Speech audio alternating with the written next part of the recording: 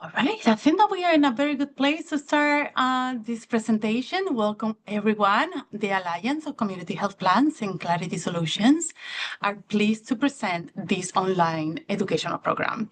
We are excited that you are joining us as we discuss the available resources to best support your beneficiaries. My name is Maria Velasco, and I am ACHP Associate Director of Strategic Partnerships. This presentation will last up to 50 minutes and includes a specific question and answer periods at the end of the presentation. To submit a question at any time, please use the chat box and we will address your question at one point.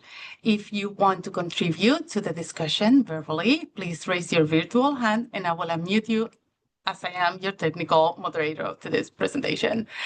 During this webinar, Eileen Cianciolo, Chief Product and Innovation Officer from Clarity Solutions, by the way, one of ACHP corporate members and a partner of the association at the highest level, will explain CMS's new requirements related to utilization management, along with thoughtful ways to effectively and efficiently meet these new compliance requirements. And without further ado, it is my pleasure to introduce you to Eileen.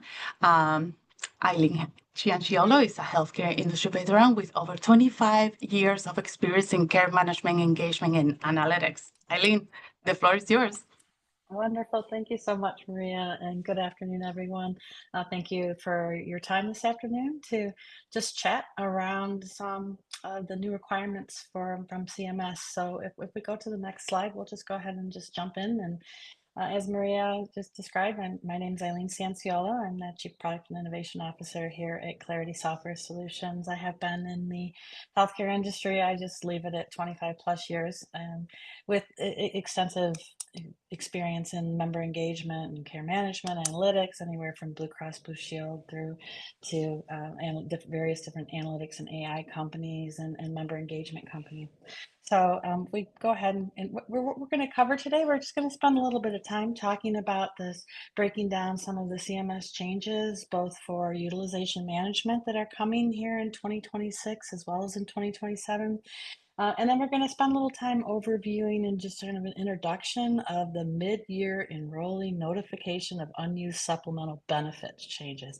I know that is a mouthful. I know in healthcare we have so many acronyms that we don't have one yet for this one, but we definitely need it because it is a mouthful. So we'll spend some time talking about those requirements that are coming up as well. And then some different strategies to effectively and efficiently be able to meet these requirements. So as we go forward, I'm going to just give a quick overview as far as who Clarity Software Solutions is. I'm sure that many of you have probably heard of us. We do business with over 100 plus healthcare clients across the country, from the regionals to the large nationals. And we touch over 143 million lives across the United States. And we've really emphasized that we are the one-stop platform for healthcare engagement, founded in 2007 in Madison, Connecticut. And here's just a small representation of some of our very important clients that we have. So just what does Clarity Software Solutions do? What are some of our core solutions? Again, the platform is the foundation of what we offer, and then have many different, really different solutions on top of it. So everywhere from everything on member onboarding, so all of the ID cards, digital wallets, something new that we've just recently launched. We do any kind of welcome letters, member guides, member kits from a payment perspective and post claims. We do EOBs, EOPs, as well as checks and payments. And from a regulatory perspective, we handle 1095s, your annual notice of changes, your ENOCs, your SBCs, and utilization management, which we're going to spend some more time talking about today. The M3P, which is another compliance requirement, which I'm sure you're all very well aware of. And then multiple different correspondence, whether it's letters, invoices, notices, emails, texts. So really a platform to be able to support this core engagement needs across the board. So as we go on to the next slide, just a little bit about us. While we do have a very strong digital capability and presence, every single thing that we render, we then can distribute it, whether it's via email or text, web services, and we own our own really state-of-the-art print production facility that's 76,000 square feet located in Stratford, Connecticut. We focus specifically only on healthcare. And just to give you an idea of some of the volumes from 2024, there was 124 million packages that we sent out with over 698 million impressions, 99.9% delivered on time. And we have a proprietary QA camera-based process that we use throughout the entire end-to-end that helps ensure the accuracy and the on-time delivery. And our something we're very proud of is our over 25% of our staff has a 10+ year tenure, and then multiple different backup contingencies for us as well. So let's move forward and let's delve into the topics that we came here to chat about today. So I don't think any one of you will argue whatsoever with the fact that healthcare is not perfect. We all live and breathe in the industry, and so we know that it's not. And yet we really strive to wanting to improve it and do what we can to improve it. These are just some stats that I found very interesting and I don't know, maybe a challenge for all of us to on how we can improve things. That members, when surveyed, 50% of them, of adults, have difficulty understanding their benefits. Right? And we talk in acronyms. We think that we're being clear. We may understand it well ourselves. However, it's not working all the time. Not a lot of the time. And 4 out of 10 people delay or go without care because of the costs. And I'm sure that that we all know those individuals. It's not just in certain areas. I think this is really happening, especially these days, more and more across the board, where people are putting off their care because of the cost. And then barrier ridden, right? They don't understand their insurance. They have 60% that have experienced a problem with their insurance in the past year. And, for all of us, we've got constant changes and expectations from CMS and different regulatory guidelines that, we're trying to ensure that we're meeting. And sometimes, we lose the individual in that. And yet, it is the most important thing that I know we're all here for is helping to improve individuals' healthcare. So let's talk about the next slide, a few different things that's happening with CMS, right? So just to kind of, and I'm sure you all know this, there's a common thread across CMS requirements is trying to improve the member experience. And now this may add a lot of complexity to our jobs in order to be able to deliver this, but ultimately, it is important to improve that member experience. We know that access to care is critical. So examples such as COVID, where the telehealth was then extended, and now telehealth is a core of what is offered in healthcare. We know the work and the emphasis around health equity and the reporting around that CMS has required. The timeliness of accessible and alternative formats, like being able to offer in Braille, in on CDs, and in alternate formats of many different languages. So, access to care is something that through the member experience we can help improve. Transparency, people want to know what they're covered for, what the denial reason is for when they have a care that is denied. The interoperability is critical. And one of the things we'll talk about a little bit here is the requirement around mid-year enrolling notifications of unused supplemental benefits that's coming up next year. And affordability, right, is critical. So, well, that's okay. We can go ahead. So let's talk a little bit about utilization management. Utilization management, not something new, something that we've been doing in healthcare for as long as I've been in healthcare.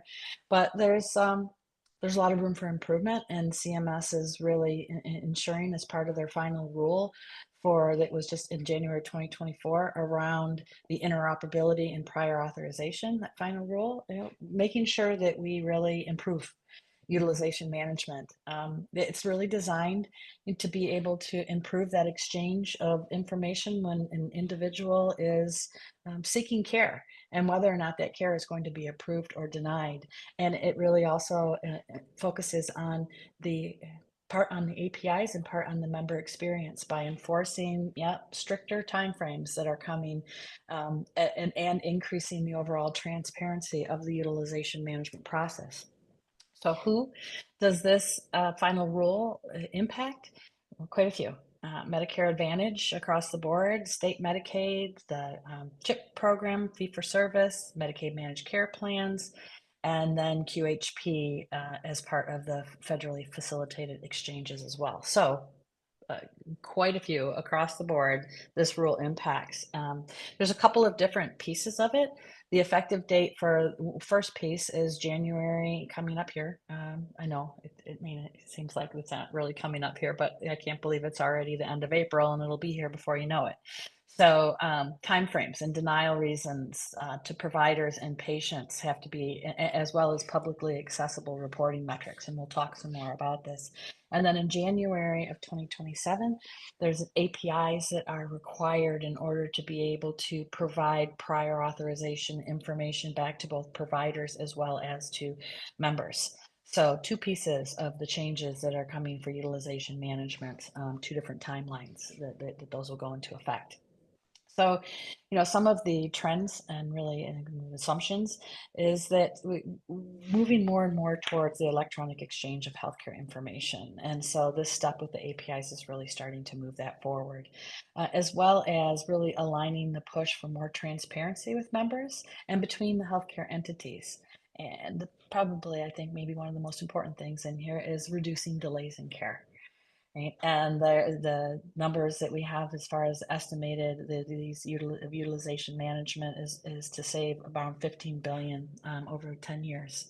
So what are the implications? There are implications for us. There's investments that's going to be required around operational processes and technology required to meet these new requirements, as well as the APIs from a data exchange perspective, faster turnaround times, which we'll talk about, reporting transparency, and measurements.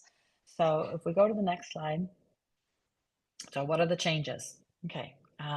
Really draw your attention to the current versus new on the table. So the prior authorization turnaround time requirements are changing.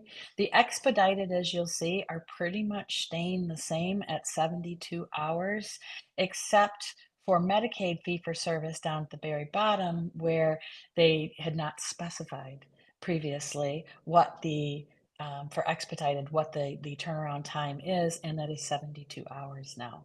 So the main changes that are coming is in the non-urgent, where you can see on the far left-hand side column where it says standard non-urgent for every single one where there was 14 or 15 calendar days, or for Medicaid fee for service not specified, those are all cutting in half. So instead of 14 days down to 7 calendar days, QHP's staying the same at 15 calendar days, and then Medicaid now required at 7 calendar days. So what does this mean? This means that your processes are going to have to change, and the turnaround times, you're going to have to ensure that you have a solution that meets the requirements. And we all know that when the clock starts ticking, right, the last piece of that clock is the actual distribution of the materials.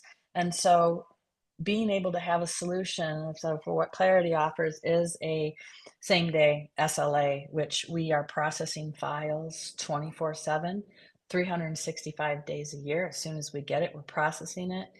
That includes holidays and weekends. And so as soon as we get it, we move to production, and we have multiple changes of custody, which is the definition change of custody when when the clock stops ticking. And your timeline is when that change of custody and that timestamp is on those materials. That's when the clock stops. So being able to process those in the same day SLA up until the last change of custody is 11:59 p.m. Eastern time. And so that it's critical, being able to process these regularly as they're received, have a SLA contracted SLA for that same day workflow, 365 days a year, weekends and holidays. Okay. So if we go on to the next slide, changes as far as provider notice and including denial reasons. So if this is coming in 2026. So if a member's prior authorization request is denied, that plans will be required to provide a denial reason or reasons to both the provider and the patient. That can be done either via print, it can be through the portal, fax, email, phone, according to that CMS final rule. So currently, there's no uniformity for informing the providers of denial reasons. This new requirement ensures that providers, payers, and patients have access to the same information, and it gives providers the information that's necessary to appeal and recommend an alternative. So that's like, change number 2 that's coming is around provider notification and patient notification. So if we move on to the next slide. Right. So again, it's critical to be able to have a solution that supports multiple different channels and outreaches. So we can take any data that we all, our saying is if you can throw it, we can catch it. To be able to organize, leverage that data, would definitely need obviously the denial reason, contact information, preferred channel that the individuals have opted into, and we can distribute whether it's our state-of-the-art production print facility, email. We are already integrated into the majority of our clients' portals, so it can post to there. We can do text notification and web services. We can render and support that API information and requests through our web services as well. So what's critical too is being able to ensure that the reporting that you get back and the reporting that you have supports that entire timeline. Right? So they've got the audit report for timeline of when something changed custody and that end of the timeline and that timestamp ends. And then find really in our platform, right? So you can access different reports. We can export those reports. We can configure those for you, and then you have those available for up to 2 years. So really being able to support that overall provider notification, member notification, entire flow. So if we go to the next one. So, okay. Now, the final third change for utilization management is around prior authorization metrics, the 2026 changes. So, payers, right, are required that are impacted by new CMS ruling of everyone who is impacted that I walked through earlier. You're going to be required to publicly post prior authorization data on your website so that members can look and can to see all of the different items and services that require prior authorization. But not only that level of detail, but the percentage of standard and expedited prior authorization requests that were approved versus denied, the percentage of standard prior authorization requests that were approved after appeal, percentage of standard and expedited claims where decision timeframes were extended and then followed by a request approval, and then the average and median timeframes between a prior authorization request and a decision for standard and expedited prior authorization requests. So there's a lot of transparency that is being required as part of this, with a lot of data that will need to be pulled and then posted and available publicly on the website. So while these may not seem like huge changes to be ready for these, um, there's definitely a lot that's involved here. And considering these are 2026 changes, it's something to absolutely be focused on right now. So that you make sure that you have everything that you need, all of the data, all of the reporting, all of the communications in place and ready for January 1st of 2026. So another key is obviously is going to be reporting and being able to have the access to the data. And so again, any data that we receive, we can provide back through self-service reporting. We can configure reports based upon your needs. They can be exportable to Excel or CSV. So whatever data we have, we can help to support that. So whether it's the time frame, turnaround times, it's the number of denials and denial reasons, because we have that as part of any of the communications that go out. We're very, very flexible, and have quite a powerful suite of reports that will help to support any of the needs that are required as part of these prior authorization metrics. So if we go to the next slide. So why does all of this matter?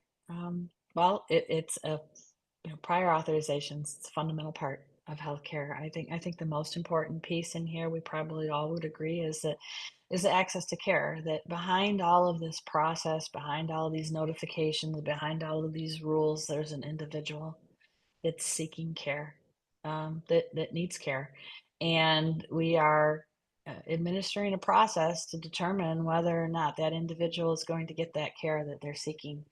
And so, ensuring that it is the most efficient, transparent, and quick process as possible is what I really think CMS's goal is here in making some of these changes, so that individuals can get the care that they need and have in a timely manner. And to that point, right, just Medicare Advantage insurers made nearly 50 million prior authorization decisions in 2023. That's just an average of 1.5 per Medicare Advantage member, and we know that there's some that number is way higher than that 1.5. So, it's what we can do to focus on improving this overall process. I had one of our clients feedback that they actually had in a large national health plan that had some care managers in their utilization management department that were working from home, that print out the letters, authorizations by the end of the day, and go to the post office in order to be able to meet the timeline. So it's critical to be as comprehensive across the board with the solution that you have, and be as efficient as you can while getting as quick of a decision to your members as possible. So that's what we've got on prior authorization and utilization management.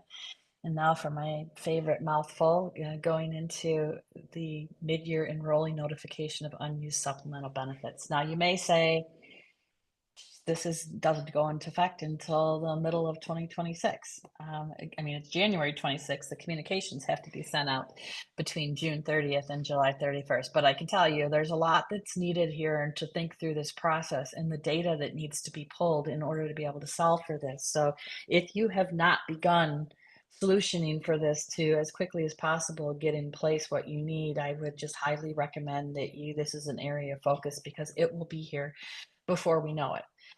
So what is this mid-year notification of unused supplemental benefits? This applies specifically, exclusively to Medicare Advantage plans. What's the goal? There are a significant number of supplemental benefits that are added as part of Medicare Advantage plans, upwards of 23 for some, and almost all of the Medicare Advantage plans have some type of supplemental benefit that is offered. Right? These are benefits that are funded through their US tax dollars, and it's intended to be able to improve the individual's health. And unfortunately, one of the facts is that they are very, very underutilized. And so CMS is requiring for all Medicare Advantage plans that offer supplemental benefits. So those are supplemental benefits, right? Range anything from dental and vision and hearing to meal delivery, transportation, the list goes on and on. They're requiring that a communication has to be sent annually between June 30th and July 31st to members who have completely not used that supplemental benefit. So, for example, if somebody did go to the dentist to get their teeth cleaned, they utilized some of that benefit. So you're not required to report on that one. However, any of the other ones, you've got to be able to pull the data to know that they have the supplemental benefit by member, that there has been zero utilization of that specific supplemental benefit, and that needs to be included on the notification that's sent between June 30th and July 31st. So this really helps to support the initiatives around transparency. It's a benefit that people are notified of, usually at the beginning of the year. They get their member card, they get their member information, benefits are described in there. But again, they go very, very underutilized. So this is a big requirement of being able to pull all of this data and send these letters out for any Medicare Advantage member who has not utilized any of these supplemental benefits. And so, getting on this right now as far as being able to pull the data, and then, finding the right partner to be able to help with the execution of it. So it just really supports the transparency and then helping members to really understand their benefits and how to use them and just overall aligning with value-based care, really, modeled by really connecting members to the benefits that help them improve their overall health outcome.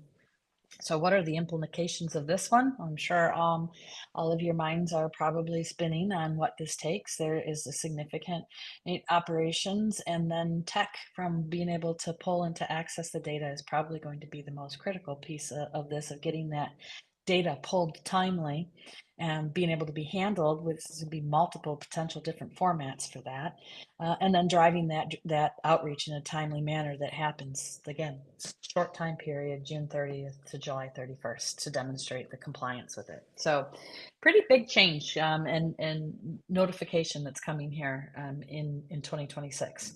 So as we go on to the next slide. So there's not a ton of experience like requirements around this. Like many of you who know about like the M3P, right?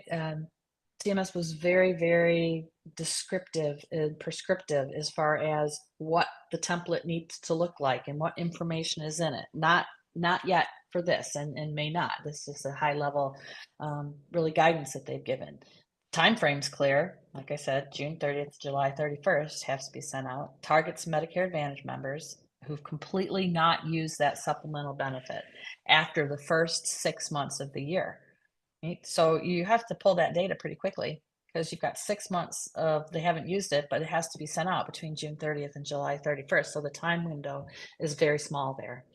And then if and again, if that supplemental benefit is just partially used, you don't have to report on it.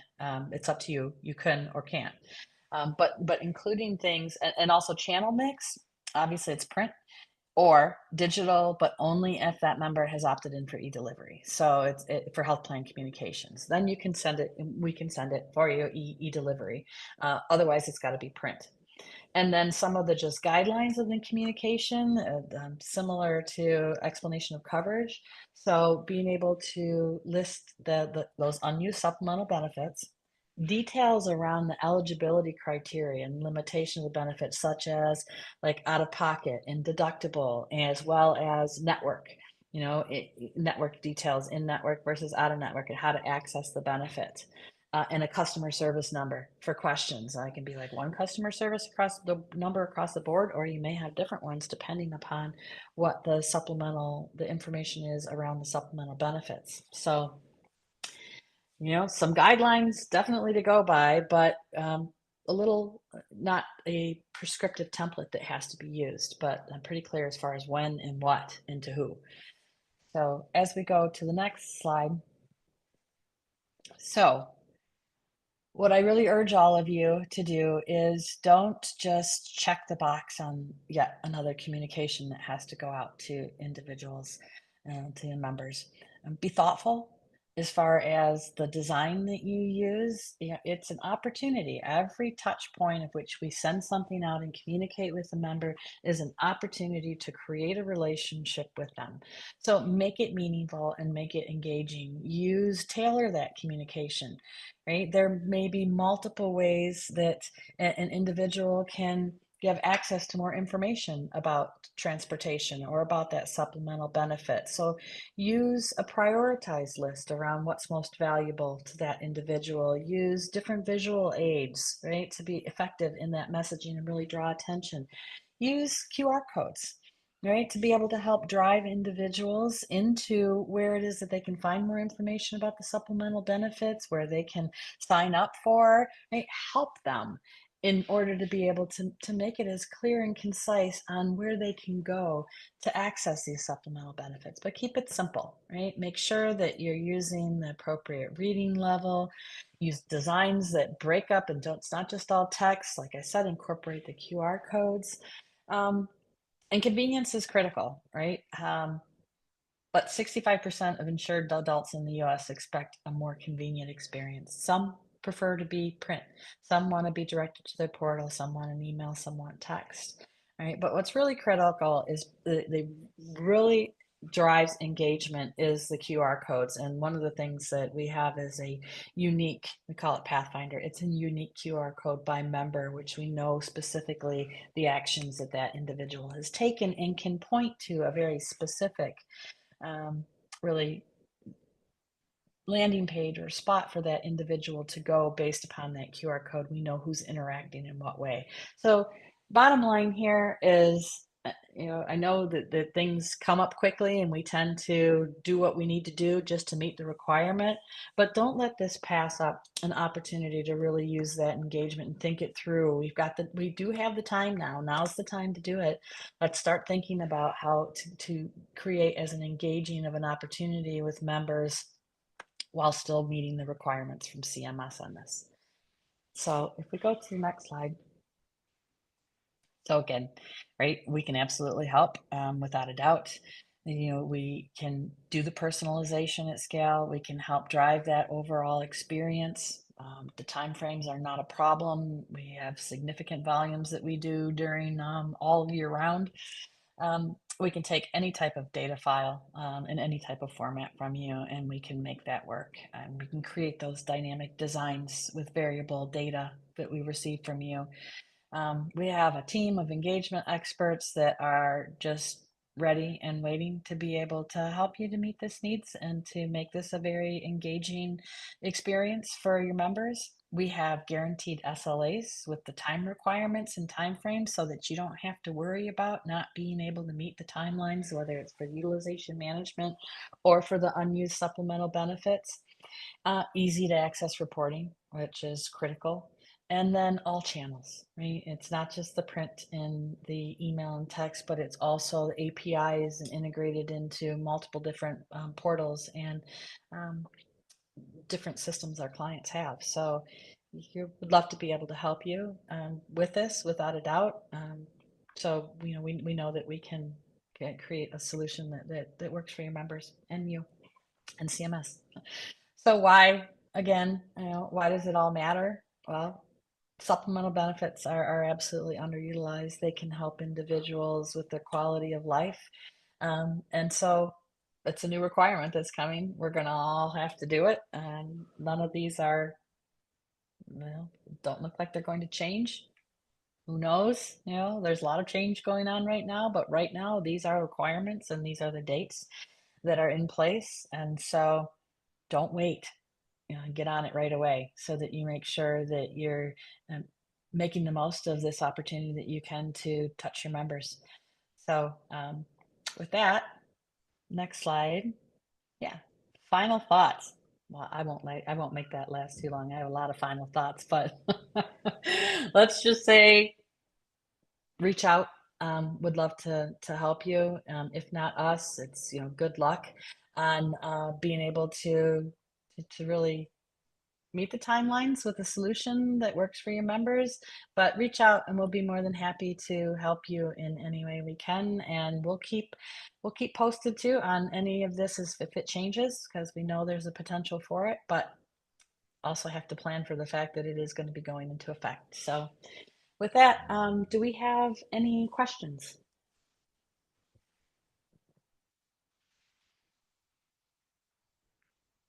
No, I'm back. Hello, Maria. Yes, I did see a couple of questions that came straight to me. And I have actually a question of my own. As a good Spaniard, I have never been on time, and I'm sure that our friends on the call have all their ducks in a row. But do you think, or can we assume that we can apply for maybe some extensions if we are not going to meet the January 1st deadline next year? Not that we are aware of, that we have seen. So I definitely would not count on any extensions there. Now, there is always the chance, as we all know with CMS, that things may get delayed. But these final rules, when they come in place, it's you could pretty much bet on them. So don't wait. Rather All be right. prepared, prepared for it, or versus hoping that it's going to change and then scrambling to try to come up with a solution. Beautiful. Sounds good. Another question. What do you think are some of the biggest hurdles insurance and providers face when implementing these new changes? Mm. Well, like I said, the data for the unused supplemental benefits, the data is absolutely going to be a challenge.